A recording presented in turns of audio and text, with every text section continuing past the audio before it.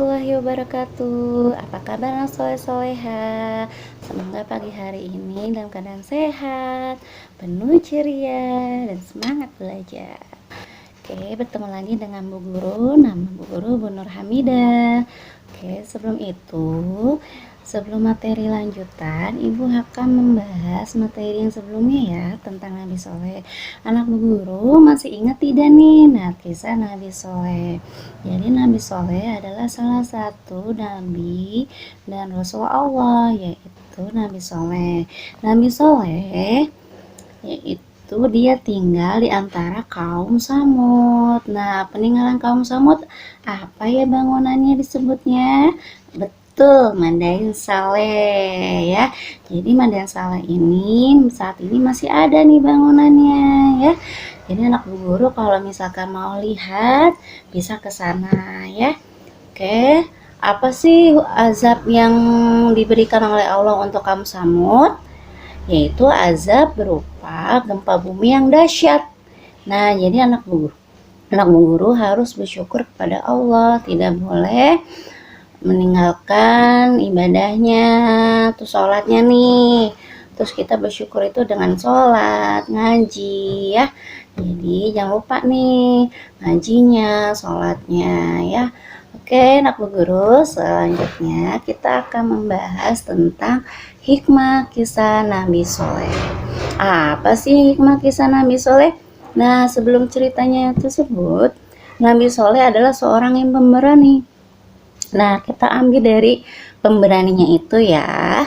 Oke, hikmah dari kisah Nabi Soleh yaitu pertama, berani berbuat baik dengan segala hal. Jadi anak Bu Guru harus berani berbuat baik dalam segala hal. Contohnya nih anak soleh-soleha berani misalkan di dalam kelas berani bertanya kepada guru, misalkan pelajaran apa yang tidak mengerti, tunjuk tangan ya. Jadi harus berani bertanya supaya pelajaran yang anak Bu Guru tidak paham akan paham. Jadi harus berani bertanya. Terus selanjutnya apa lagi? Berani berkata. Contohnya di dalam kelas misalkan kawan-kawannya itu sedang bercanda saat belajar. Nah, jadi anak Bu Guru menegurnya nih, jangan berisik karena sedang belajar. Nah, baik itu dalam kelas atau di perpustakaan. Apalagi di perpustakaan tidak boleh berisik karena tempat untuk membaca buku. Nah, sekarang kedua, apa? Tidak berputus asa untuk mengajak kebaikan. Nih contohnya anak Bu Guru yang anak soleh-soleha, misalnya ngajak kebaikan, temennya sedang bermain. Nah, terus anak Bu Guru yang soleh-soleha pergi ngaji. Nah, ngajak temannya, yuk kita ngaji yuk. Daripada main mendingan ngaji. Nah, itulah mengajak teman dan kebaikan, tidak putus asa. Maksudnya walaupun temannya tidak mau ngaji, terus mengajak ya, seperti Nabi Soleh terus berdakwah kepada kaum Samud. Terus yang ketiga, berani mengajak teman untuk berbuat baik. Nah, contohnya berani mengajak apa ya? Misalkan di kelas itu nih tentang waktu zuhur nih biasanya. Nah, ketika ambil air wudhu itu kan ngantri tuh, teman-temannya pasti bermain ya. Nah, kalian anak soleh-soleha harus mengajak temannya, ayo kita berwudhu karena sudah masuk waktu sholat. Nah, berani mengajak teman untuk berbuat baik ya, daripada main, mendingan kita mengantri wudhu. Nah, yang keempat, terus berusaha dan berdoa kepada Allah agar diberi kebaikan. Contohnya nih anak Bu Guru kan suka ngapalin tahfiz nih.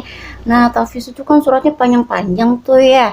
Nah, anak Bu Guru harus semangat ya, tidak boleh menyerah, terus berusaha menghafal dan juga berdoa kepada Allah supaya diberi kemudahan hafalannya. Jadi anak harus soleh-soleha tidak boleh nyerah ya, jadi harus menghafal tahfidznya walaupun sedikit-sedikit akan menjadi bukit ya. Nah, yang kelima yaitu tidak merusak ciptaan Allah. Contohnya apa ya tidak merusak ciptaan Allah? Yaitu misalkan sekeliling kita nih ada hutan ya, misalkan tidak menebang pohon liar sembarangan nih ya, akibatnya apa? Merugikan kita sendiri, banjir ya, tanah longsor ya, itu akibatnya merusak ciptaan Allah. Misalkan taman-taman ada bunga-bunga atau rumput-rumput diinjak-injak, itu tidak boleh ya, karena akan merusak keindahan ya. Nah, terus apalagi misalkan seperti hewan liar nih diburu secara liar, nah itu tidak boleh karena hewan itu juga seperti manusia pengen hidup bebas ya, mereka juga pengen hidup bebas merasakan alam ya. Oke, itulah hikmah dari kisah Nabi Soleh. Jadi sikap berani untuk anak soleh-soleha apa tadi? Yaitu berani bertanya, berani berkata sesuatu kepada teman ya, bertanya jika ada pelajaran yang kurang paham, maka hendaklah bertanya sama bu guru, jadi supaya pelajaran tersebut paham. Terus berani menegur teman yang ketika teman berbuat salah. Oke anak bu guru yang saleh-saleha, sampai di sini pelajaran PI dari ibu guru. Semoga bermanfaat ya sayang ya. Oke, bu guru akan berikan tugas soal latihan yang di halaman 102 sampai 104. Selamat mengerjakan. Terima kasih. Assalamualaikum warahmatullahi wabarakatuh.